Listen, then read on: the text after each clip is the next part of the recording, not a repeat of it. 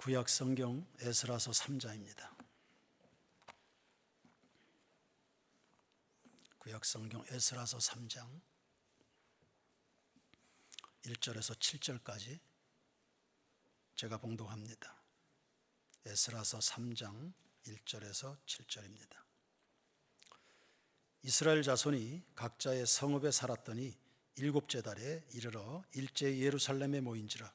요사닥의 아들 예수아와 그의 형제 제사장들과 스알디엘의 아들 스룹바벨과 그의 형제들이 다 일어나 이스라엘 하나님의 제단을 만들고 하나님의 사람 모세의 율법에 기록한 대로 번제를 그 위에서 드리려 할세.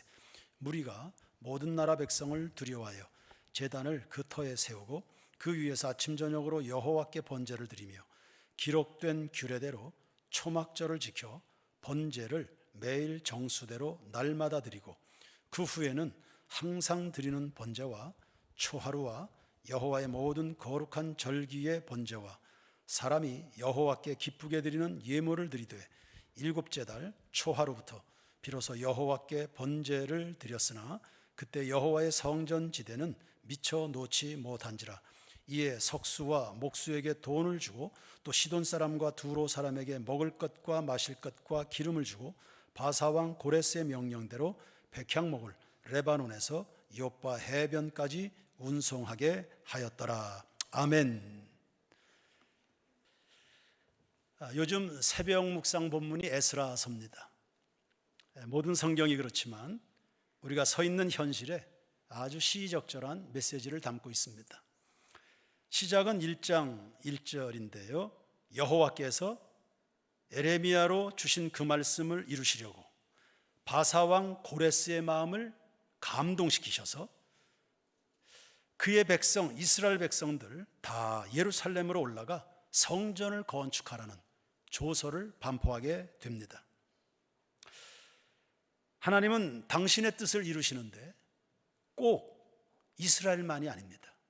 하나님은 만왕의 왕이시죠. 이방 세계도 개입하고 계신 것을 알 수 있습니다. 그 하나님께서 오늘 우리의 대통령이나 위정자들도 감동하사 당신의 위대한 일을 이루시기를 축원합니다. 감동받은 고레스 왕은 이스라엘 민족에게 해방을 선포했습니다. 기가 막힌 일입니다. 세계 정치사에 유례 없는 일이 벌어졌습니다. 지배 국가에서 지배받던 민족을 그냥 아무런 대가도 없이 고국으로 돌아가라 해방을 주는 이런 일이 어디 있습니까?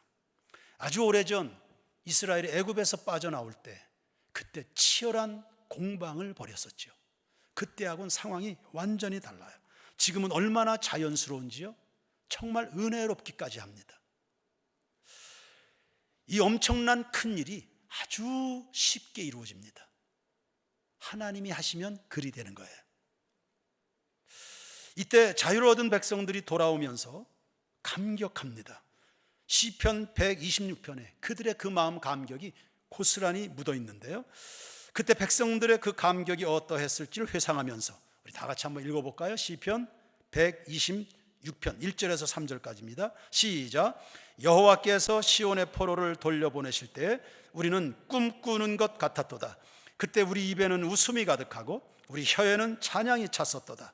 그때 문나라 가운데서 말하기를 여호와께서 그들을 위하여 큰 일을 행하셨다 하였도다. 여호와께서 우리를 위하여 큰 일을 행하셨으니 우리는 기쁘도다. 혹독한 70년의 고생을 했기 때문에 여기에서 노인받은 그들의 기쁨도 자유함은 그만큼 컸을 겁니다. 그러나 그 자유, 은혜로 받은 자유이긴 합니다만 그냥 자유가 아니라 목적이 있습니다. 우리 성도들이 하나님의 자녀로 죄 쓰심 받아 구원받은 데는 다 목적이 있는 거 아닙니까? 이스라엘 백성들이 자유를 얻어서 고국으로 돌아옵니다. 목적이 있네요. 성전 재건입니다. 예배 회복이었습니다. 애굽에 종살이하던 이스라엘 백성들 탈출했습니다. 목적이 있습니다. 1년여 동안 시내산에 모여서 율법을 정비하고 그리고 성막, 예배를 위한 처소를 준비를 했습니다. 예배입니다. 예수님이 이 땅에 오셨죠. 성전을 청결케 하시네요. 예배다운 예배의 회복 때문이었습니다. 그분이 십자가에서 몸버려 피 흘려 죽으셨네요. 자신을 온전한 제물로 드렸습니다. 예배였습니다. 그리고 모든 이 땅의 죄인들로 하여금 회개하고 하나님 앞에 나아갈 길을 얻도록 예배 회복입니다. 이제 2장으로 넘어오면 해방 명령이 주어졌을 때, 그래 돌아가야지, 일어나야지, 그렇게 해서 1차적으로 예루살렘으로 돌아온 귀한 사람들, 귀한 자들의 명단이 기록되어 있습니다. 이 사람들은 사실 다 포로 2세대입니다. 포로 1세대들이 거반 다 죽었습니다. 그러니까 이제 이들이 돌아왔는데 간 적도 없는 나라죠. 본 적도 없는 성전을 재건하겠다고 이들이 소명을 가지고 돌아오게 되는 겁니다. 조상이 무능해서 망해버린 나라입니다. 그리고 무너진 성전이었습니다. 그걸 일으켜보겠다고 일어난 겁니다. 그동안 안주했던 삶의 터전 정리했죠. 그 머나먼 길, 프론티어 정신을 가지고 나라를 위해서 살겠다고 이 포로 2세대가 헌신해서 예루살렘으로 돌아왔습니다. 여러분, 이것이 바로 신앙교육의 보람 아닐까요? 부모들은 나라를 잃어버렸습니다. 큰 슬픔에, 그리고 후회 막급한, 잘못 살아온 대가가 이렇게 혹독하구나, 그런 심정을 부여잡고 그제라도 외국 땅에서 노예 생활을 하면서 철저한 믿음의 교육을 자녀들에게 해놓아 보니까 그때 은혜 받은 자녀들이 조상들이 못다한 사명을 이어받아 보겠다고 일어나서 고국으로 돌아오는 것을 지금 보고 있는 것입니다. 시편 125편 5절에 눈물 흘리며 씨를 뿌리는 자는 기쁨으로 거두리로다 했습니다. 여러분, 머나먼 바벨론 땅에서 실패한 이스라엘 백성들이 70년을 울은 겁니다. 하나님이 풀어주시면 다시 돌아갈 그 고국을 생각하면서, 그리고 빼앗겼던 예배를 일으켜볼 그 마음 가지고 70년을 울은 겁니다. 에레미야를 주신 그 소망의 그 말씀을 붙들고요 70년을 울었습니다.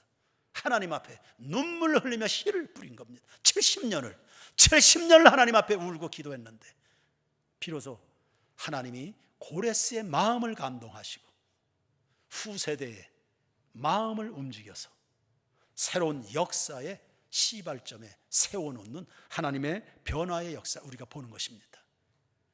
기도는 반드시 응답되니 전심으로 기도하세. 주가 베푸실 놀라운 일이 이제 일어난다. 사랑하는 성도 여러분, 눈물로 기도의 씨앗을 심어가는 우리 새인교회 모든 교우들 되길 축원합니다. 기도하다가 하나님께 부름받는 성도들 되길 축원합니다. 그 기도의 열매는 자녀들이 볼 겁니다. 이런 소망 때문에, 이런 교육의 힘을 믿기 때문에 우리는 교회 학교 아이들을 가르칩니다. 그리고 기독학교 설립을 준비하는 겁니다. 우는 건 우리가 우고 거두는 것은 자녀들이 거둔다. 이제 3장 1절을 보니까 돌아온 이스라엘 백성들이 7월을 맞이했습니다. 이스라엘에게 있어 7월은 굉장히 중요한 달입니다. 초막절도 있고 대속죄일도 있습니다. 이때를 맞이해서 백성들이 일제히 예루살렘에 모였습니다. 예배하고 싶어서, 그리고 성전 기공식을 진행하기 위해서 모인 겁니다. 그런데 3절 말씀해 보니까 이 거룩한 일을 수행하는 백성들 가운데 두려움이 찾아오네요. 늘 옳은 일에는 참 회방거리가 많은 셈입니다. 이 두려움이라고 하는 것은, 이건 이방 민족들이 이스라엘 백성들을 계속 위협을 하는 상황입니다. 이스라엘 백성들이 떠나 있는 동안에 그 예루살렘의 터를 잡고 살던 사람들이 있습니다. 사마리아 사람들입니다. 늘 자기 자리를 잘 지켜야지요. 주인이 떠나면 객이 주인 노릇하는 겁니다. 사람들 떠나고 나면 그 빈집에 벌레들이 우글거리는 겁니다. 하나님의 백성들이 죄악으로 실패하고 그 자리를 비운 사이에 다른 엄한 것들이 와서 주인 행사하는 겁니다. 이들이 터를 잡고 잘 살고 있었는데 이스라엘 백성들이 돌아왔습니다. 그 귀환을 반길 일이 없지요.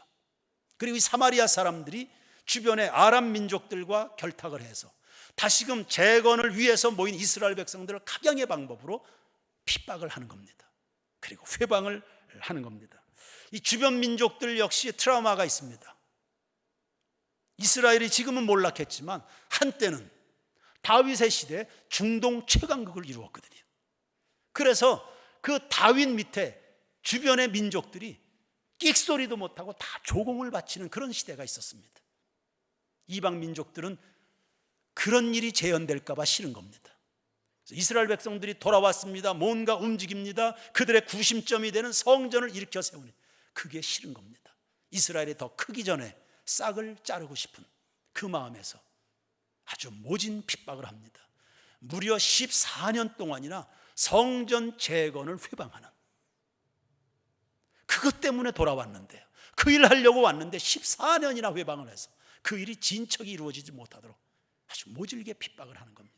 그런 두려움이 벌써 시작이 된 겁니다. 이런 두려움이 올 때 하나님의 백성들은 어떻게 해야 됩니까?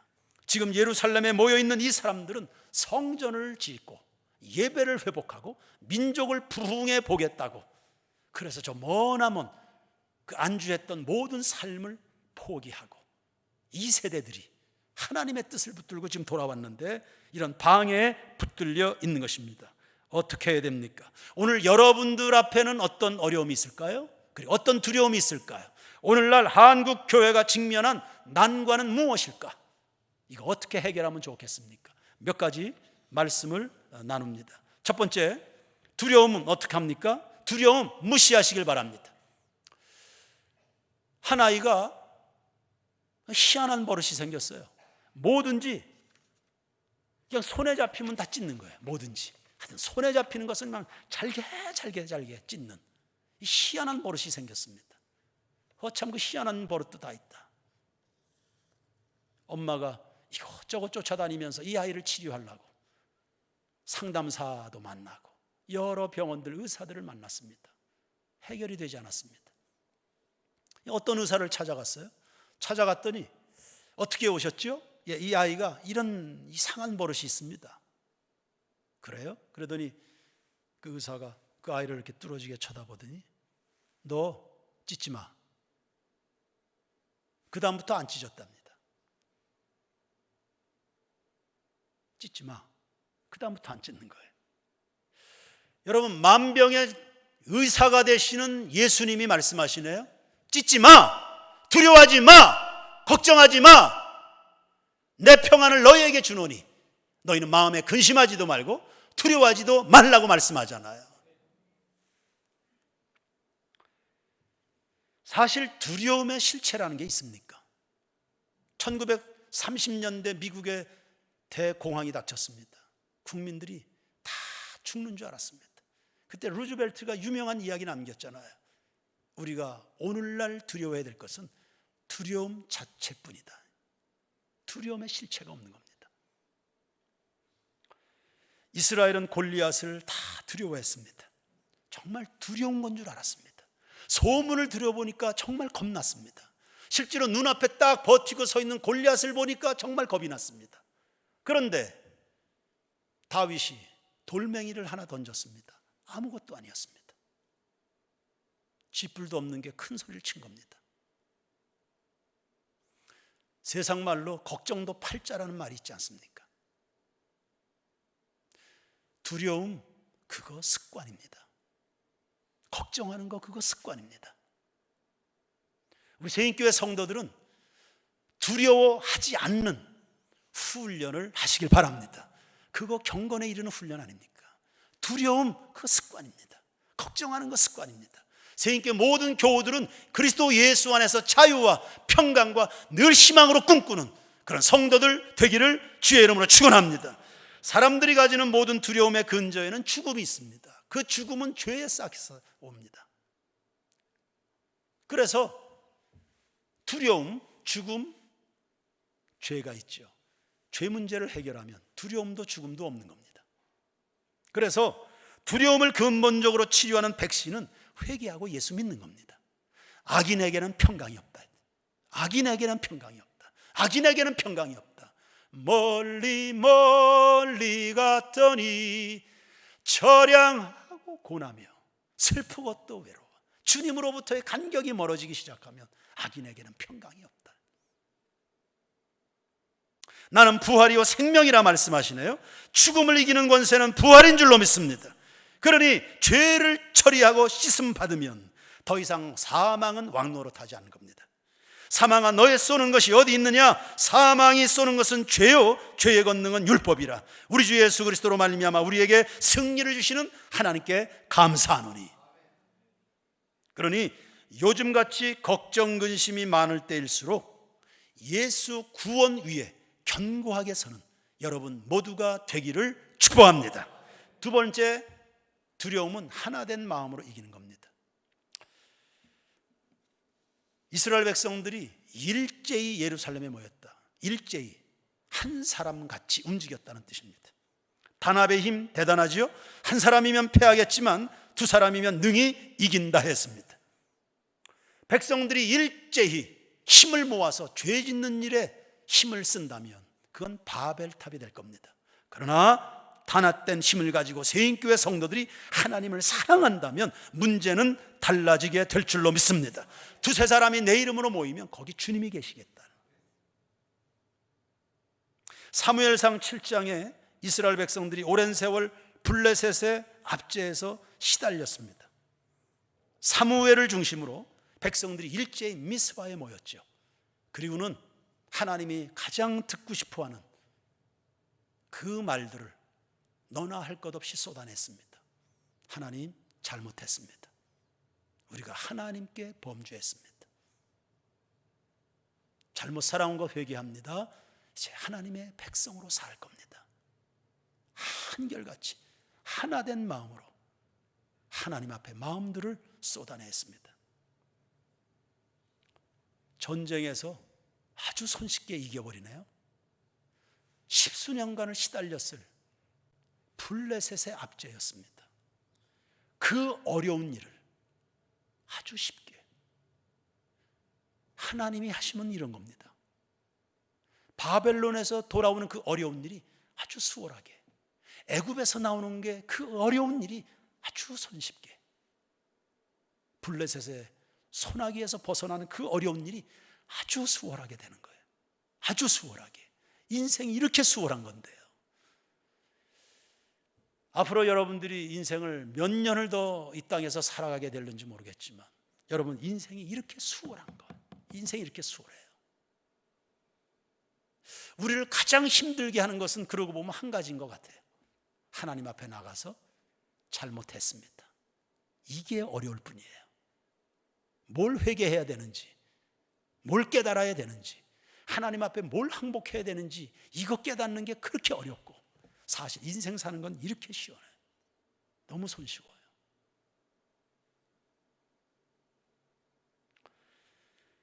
초대교회가 이제 막 시작될 때 처음부터가 힘들었죠. 권력자들의 위협이 만만하지 않았습니다. 예수 부활의 도를 전하는 것을 아주 싫어했습니다. 살기등등했습니다. 요즘 맘카페에서 기독교 싫어하는 것은 유도 아니었습니다. 그런 살벌한 분위기 속에서 초대교회 교인들은 예수를 잘 믿었습니다. 여러분, 그들이 그 살벌한 분위기 속에 그냥 숨도 못 쉬고 숨어서 생존만 한 게 아닙니다. 길거리를 나다니면서 세상을 바꿔버렸습니다. 다시 이야기합니다. 그 살벌한 분위기 속에 그냥 숨어서 교인으로 그냥 살아만 있는 게 아니야, 숨만 쉬고 있는 게 아니었어요. 그 까다로운 세상을, 그 교만한 세상을 다 바꿔버렸다는, 이게 기독교인 세인교회 성도들의 모습이어야 될 줄로 믿습니다. 그래서 그 교만한 허다한 제사장의 무리도 예수의 도 앞에 무릎을 꿇었다. 세상을 바꾸는 힘, 교회가 하나님을 위하는 열심으로 하나가 될 때인 줄로 믿습니다. 사도행전 1장 14절 말씀을 보시죠. 여자들과 예수 어머니 마리아와 예수의 아들과 더불어 어떻게 해요?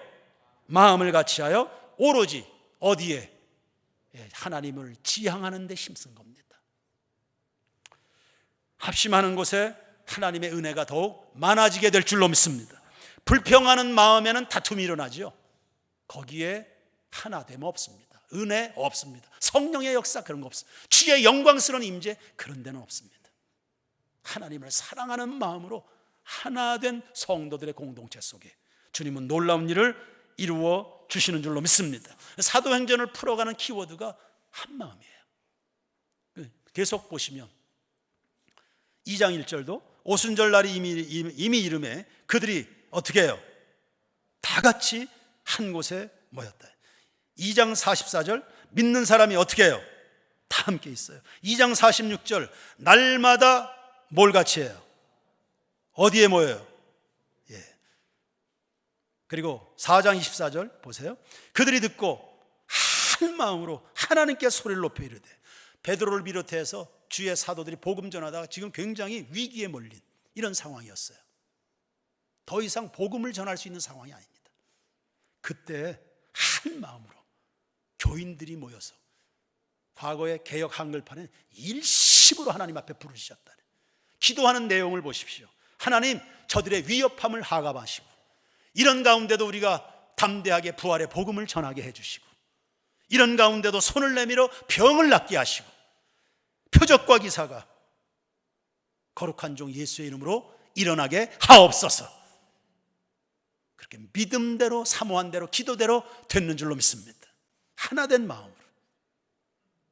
그리고 5장 12절 다 같이 읽겠습니다. 시작.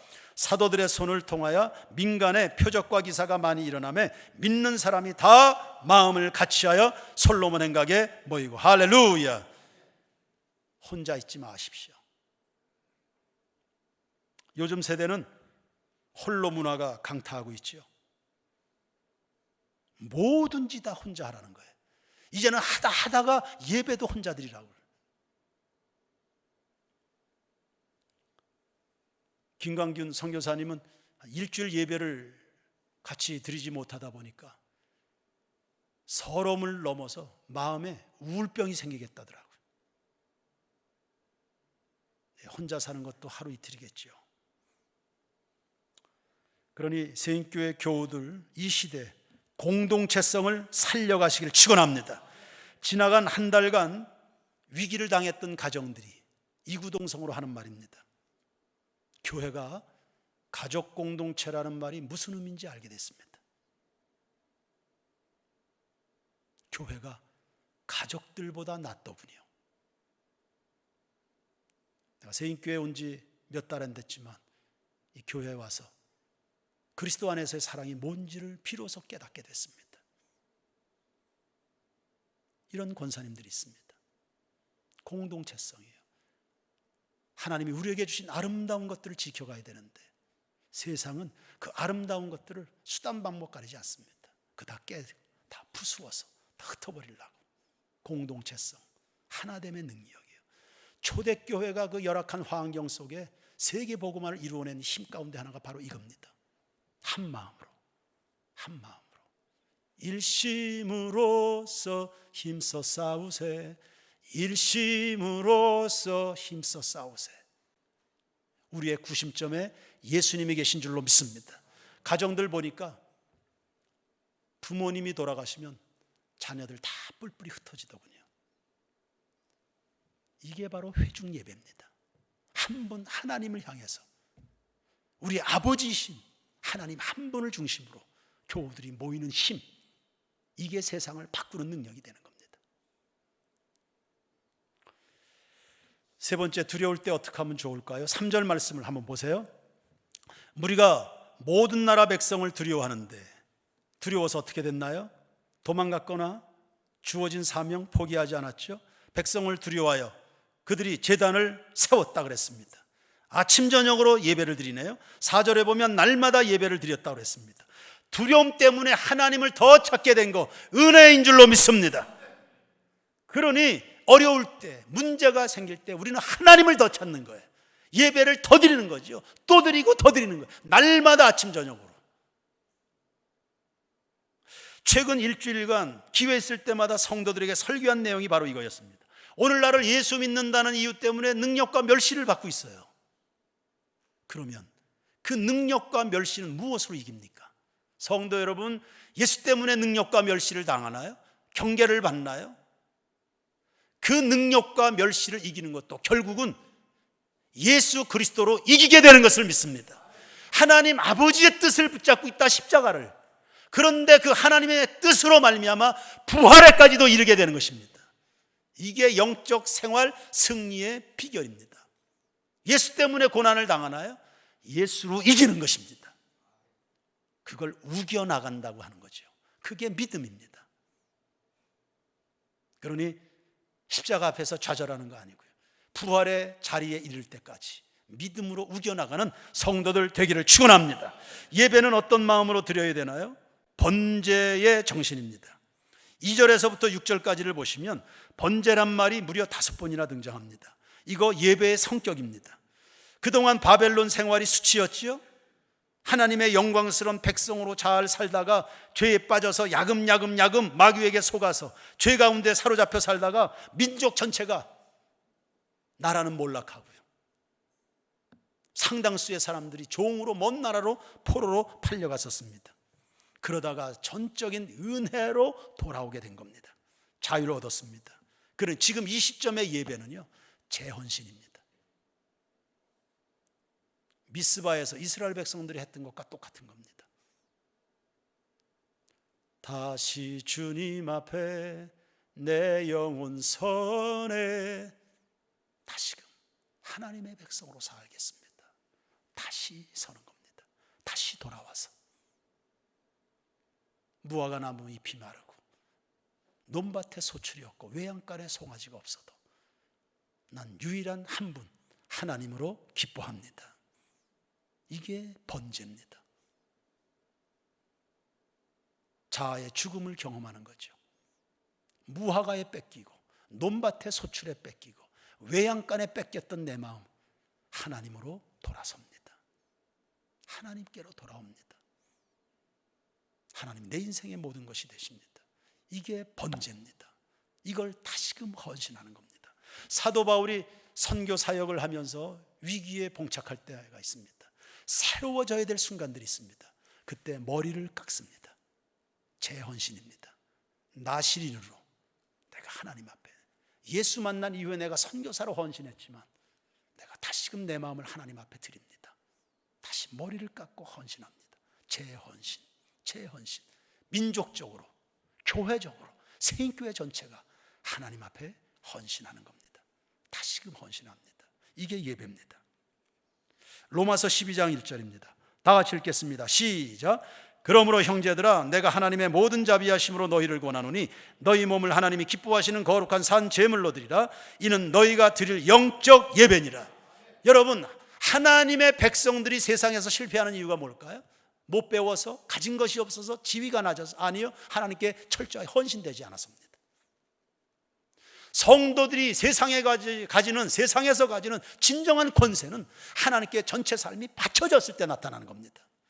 여러분이 세상에서 철저하게 보호받고 안전하고 영광스럽고 축복된 인생을 사는 것, 그거 하나님께 바쳐질 때 일어나는 일입니다. 그러니 나돌면 안 돼요. 떠돌면 안 돼요. 성도들의 가장 안전한 삶은 주님 앞에 드려진 인생입니다. 야곱이 창세기 35장을 보시면 세겜에서 안주하다가 큰 봉변을 당했습니다. 20여 년, 아니죠, 가나안에 돌아와서 벌써 10여 년이 지났으니까 30여 년 동안 이룬 거 다 알거지가 될 상황이 됐습니다. 알거지가 뭡니까? 목숨도, 가족들 전체가 다 죽을 위기에 봉착하게 됐습니다. 그때 야곱이 비로소 20여 년 전 하나님께 드렸던 헌신이 생각이 났습니다. 아, 나에게 베델이 있었지. 내 인생에 베델이라는 지점이 있었지. 그 첫사랑을 생각하게 됐습니다. 그렇게 결단합니다. 가족 공동체가 전체적으로 몸을 깨끗이 씻고 옷을 빨고 가족 안에 어느새 들어와 있는 미신적 요소, 코걸이, 귀걸이, 목걸이, 이거 다 장식품들이 다 미신적, 부적 역할을 하는 것들입니다. 부적들이었습니다. 그게 아무리 금덩어리지만 상수리 나무 아래 전부 묻어버리고, 그리고는 우리 베델로 올라가죠. 30여 년 전에 그 환난 날에 나를 만나 주셨던, 나에게 약속을 주셨던 하나님이 거기서 기다리신다. 우리 베델로 올라가자. 그렇게 올라갈 때 장면을 35장 5절, 창세기 35장 5절에 이렇게 기록합니다. 한번 보시죠. 창세기 35장 5절. 그들이 떠났으나 하나님이 그 사면 고울들로 크게 두려워하게 하셨으므로 야곱의 아들들을 추격하는 자가 있어요, 없어요? 없어요. 조금 전까지만 해도 굉장히 겁이 났습니다. 야곱과 가족들이 가지고 있었던 두려움이 상대방 쪽으로 다 넘어가 버렸습니다. 하나님 앞에 죽으면 죽으리다, 하나님 앞에 인생을 바치고 나니까 나타나는 변화입니다. 내게 있던 두려움이 저쪽으로 다 넘어가 버렸다. 원수들을 다 두렵게 만드는 성도의 가정 안전함, 그거 하나님께 헌신인 줄로 믿으시기를 바랍니다. 주변의 멸시와 눈치들 그거 두려워할 게 아니고 하나님께 우리 자신을 바쳐야 되는 순간이 왔다는 사실 깨닫게 되기를 바랍니다. 여러분의 능력과 성도의 세상에서 가지는 권세, 여러분이 어느 정도 헌신했는 정도에 나타납니다. 그리고 이러한 헌신이 어디에서 이루어집니까? 이런 헌신이 어디에서 이루어져요? 예배 현장입니다. 그래서 예배가 필요한 겁니다. 세상은 유혹이 많죠. 위협은 강합니다. 우리는 약합니다.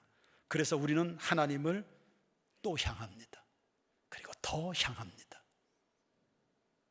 제 헌신이 예배 시간마다 반복적으로 이루어져야 우리는 그만큼 연약하기 때문입니다.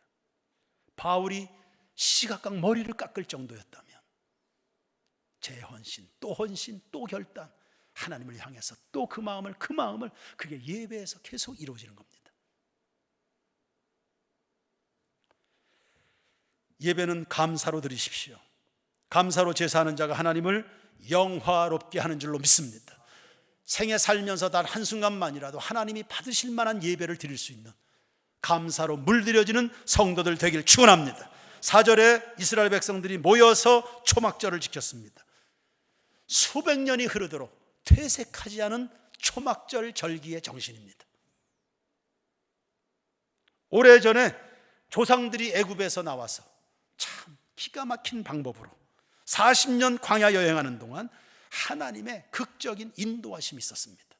그 은혜가 감사해서 조상들이 겪었던 하나님의 은혜였는데 후손들이 수백 년 지난 지금의 후손들이 일주일간을 구별해서 하나님 앞에 감사의 잔치를 벌이고 있습니다. 길이 없었는데 길 만들어 주셨죠. 빛이 없는데 불기둥으로 빛을 만들어 주셨습니다.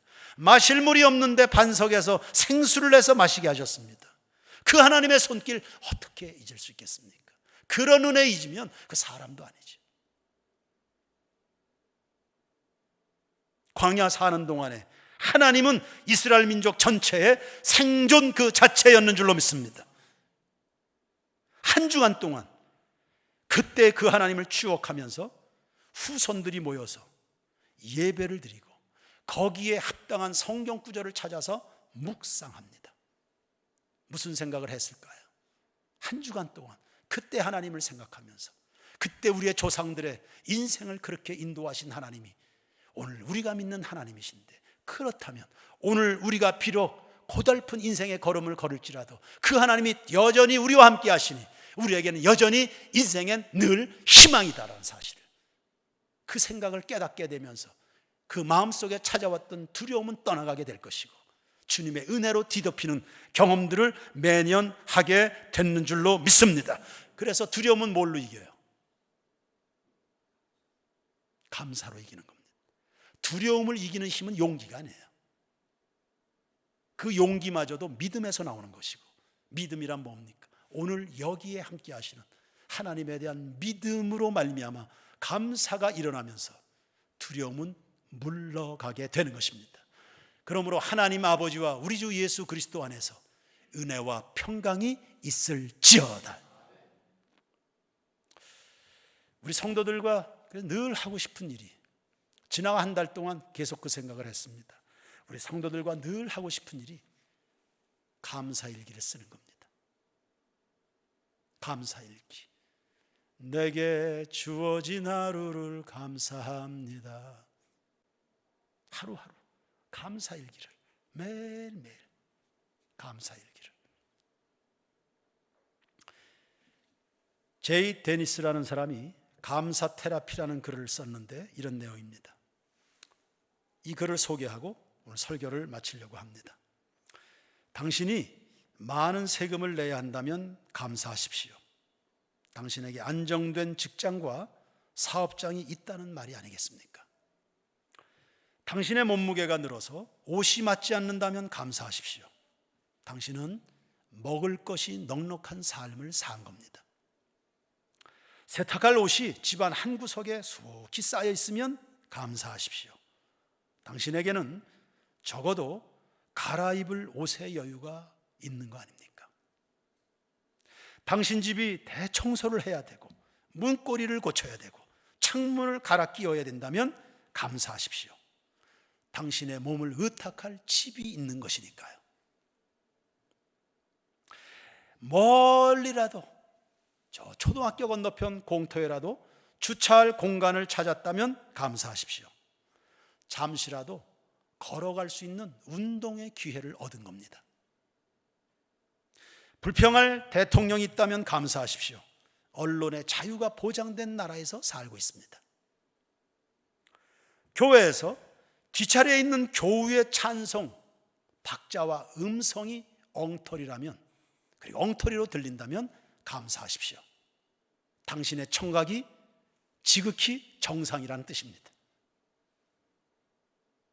아침에 울리는 자명종 소리가 고통스럽게 들리거든 감사하십시오. 일할 수 있는 하루가 기다리고 있는 거 아닙니까? 해가 저물어 온몸이 나른하고 피곤하거든 감사하십시오. 당신은 그 하루를 생산성 있게 살아온 겁니다.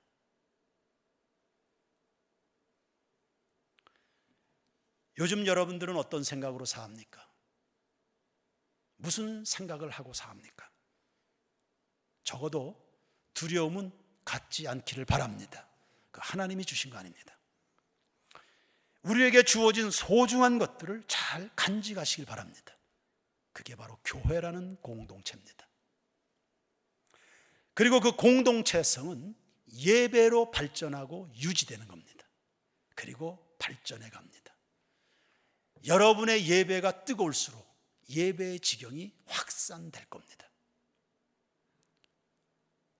수천 년 전에 바벨론에서 주어진 안정된 생활을 포기하고 하나님의 소명을 따라 헌신한 그 개척자들, 그들 성전을 재건하고 예배 회복을 위해서 헌신했던 사람들이었습니다. 오늘날 우리는 어디에서의 예배를 재건해야 되겠습니까?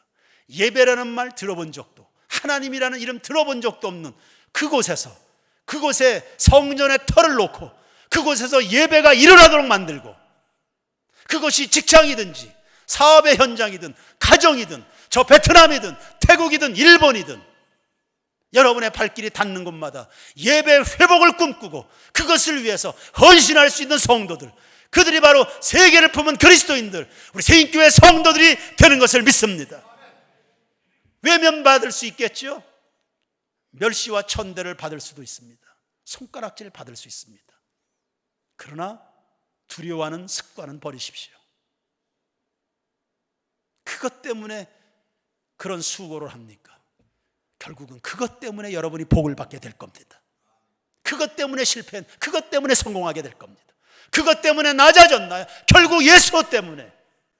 그리고 예수님이 여러분 한 사람 한 사람 가슴에 심어놓으신 그 소명 때문에 여러분은 반드시 부활의 영광에 이르게 될 줄로 믿습니다. 그 예수 때문에 낮아진 만큼 예수 때문에 왕 노릇하게 되는 저희 성도들이 될 것을 믿습니다. 예배할 때마다 회개하십시오. 그리고 재헌신에 또 헌신해. 안주하지 마시고요. 고인물처럼 살지 마시고 또 헌신하고 또 헌신하고, 그리고 감사로 여러분의 심정을 물들여 가시길 바랍니다. 그리할 때 가장 영광되고 축복되고 능력 있는 나라를 살면서 단지 세상에 숨만 쉬고 있는 생존만 하는 교인이 아니고요, 세상을 바꾸는 교인들로 살아가야 되지 않겠습니까? 저는 우리 세인교회 성도들과 이 세상의 문화도 바꿔가고, 이 세상의 희한한 버릇들, 요즘 세상에 얼마나 희한한 버릇들이 들어가는지요. 너나 할 것 없이 바깥 세상 사람, 아니 교인들도 희한한 버릇에 물들어간다. 그 저항해야죠. 바꿔야 되고, 세상 바꿔가는, 하나님 보시기에 참 좋았더라, 그 세상을 여러분과 함께 만들어가는 우리 모든 세인교회 공동체이기를 주의 이름으로 축원합니다. 찬양 드립시다. 누구도 본 적이 없는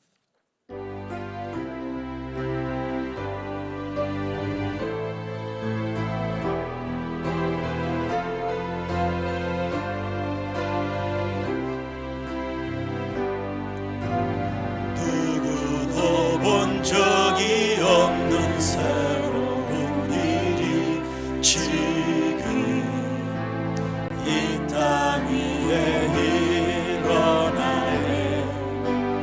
누구도 들은 적 없는 놀라운 일이 지금 일어나네. 다시 한번 누구도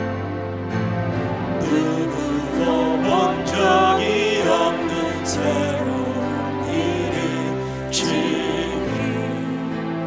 이 땅 위에 일어나네. 누구도 들은 적 없는 놀라운 일이 지금 일어나네. 다시 한번 누구도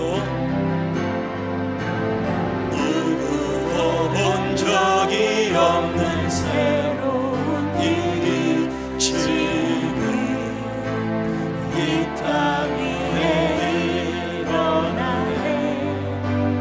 누구도 본 적이 없는 놀라운 일이 지금 일어나네. 기도는 반드시 응답되니 전심으로 기도하세. 주가 베푸시니 그 일을 세상에 전하세. 광야의 길을 만드시고 사막의 강을 만드시는 새롭고도 놀라운 일이 지금 이 땅에 일어나네. 기도는 반드시 응답되니 전심으로 기도하세. 주가 베푸시니 그 일을 세상에 전하세. 광야의 길을 만드시고 사막의 강을 만드시는 새롭고도 놀라운 일이 지금 이 땅에 일어나네. 광야의 길을 만드시고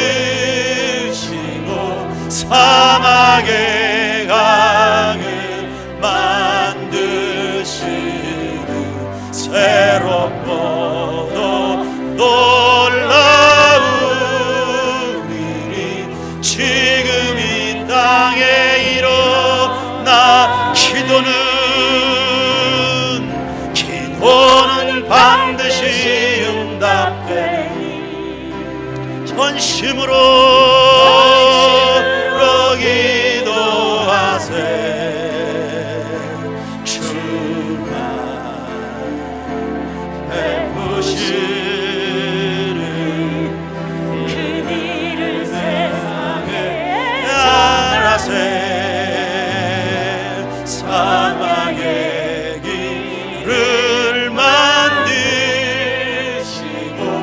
사막의 강을 만드시는 새롭고도 놀라운 일이 지금 이 땅에 일어나네.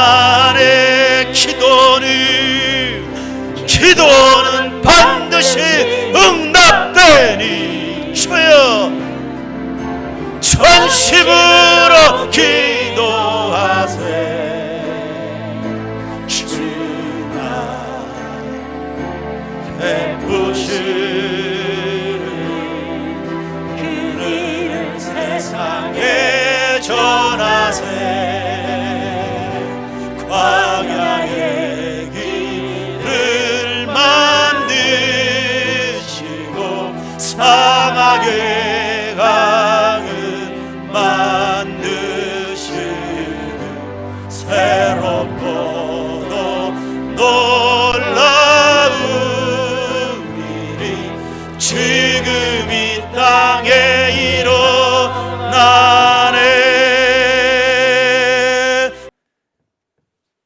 예, 겨우 숨만 쉬고 눈만 멀뚱멀뚱한 존재만 하는 교인에서 탈폐합니다. 세상을 바꾸는 교회 공동체가 되게 하옵소서. 이스라엘이 돌아왔습니다. 민족뿐 아니라 세계 모두를 복되게 하는 성전의 지대를 놓으니, 그리고 그 하나님을 기대하며 예배하니 주변 사람들이 그렇게도 못되게 굽니다. 그러나 이겼습니다. 세웠습니다. 예수님 오셨습니다. 그리고 그 예수의 생명이 오늘 우리까지도 이르게 됐습니다. 광야에서 길을 만드셨죠. 만나를 주셨죠. 반석에 샘물을 주셨죠. 하나님, 오늘 우리는 예수로 먹고 마십니다. 그리고 우리가 세상에 길을 낸다면 천국 가는 구원의 길을 엽니다. 오늘 우리가 세상에 갈증난 사람들에게 마실 물이 있다면, 마시게 해줄 물이 있다면 예수 사랑의 강물인 줄로 믿습니다. 그걸 직장에 흘려보내고 직장에 예배단을 세우게 하시고 우리 산업의 현장에 예수 이름을 세우게 하시고 이 도시와 민족 열방 구석구석에 세계 방방곡곡에 들어본 적도 본 적도 없는 예수를 향한 예배단을 세워나가는 우리 세인교회가 되게 하옵소서. 회방이 있지요, 능력과 멸시가 있지요. 그러나 결국 예수 이름으로 돌파하는 교회가 되게 하옵소서. 눈물 흘리며 씨를 뿌립니다. 기도하다가 죽겠습니다. 복음 전하다 하나님께 부름받는 교우들이 되게 하옵소서. 분명히 누군가는 다음 세대는 그 열매를 맛보게 될 것을 믿습니다. 오늘 우리가 흘리는 땀방울, 주님을 사랑하느라고 한마음이 돼서 몸부림을 쳤던 그 수고의 흔적들, 반드시 누군가는 덕을 보게 될 줄로 믿습니다. 찾아 손손이 주의 영광 위에 견고하게 서서 세계를 품은 그리스도인의 기상을 가지고, 그리고 프론티어 정신을 가지고요, 세상의 역사를 새롭게 써나가는 우리 세인교회 교회학교 아이들이 되게 하옵소서. 그것을 위하여 오늘 저희들이 다소 좀 수고도 하겠습니다.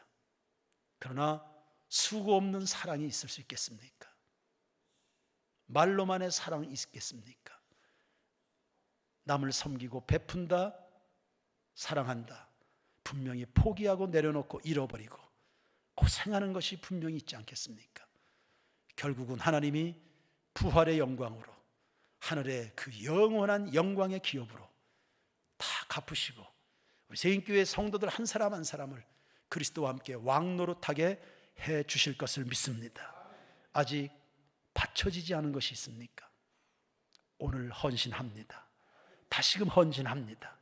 그리고 그렇게 하지 못한 거, 부끄럽게 산 거 회개합니다.